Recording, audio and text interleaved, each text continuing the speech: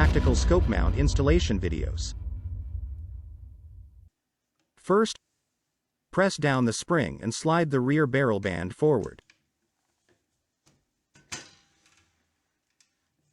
Remove the upper handguard so that you won't accidentally damage it during the installation.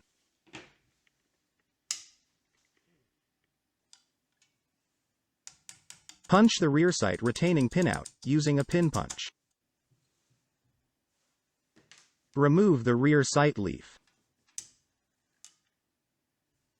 Then punch the sight spring out using a pin punch.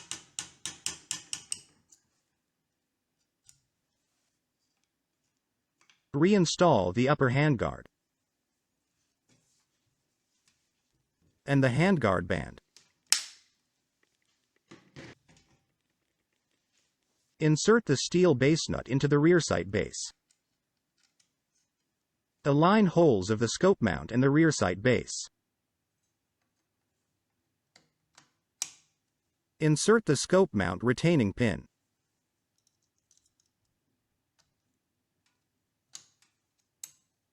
Follow the thread locker instructions, clean all threads and apply the thread locker to screws. Screw and tighten the bolt into the rear sight base nut.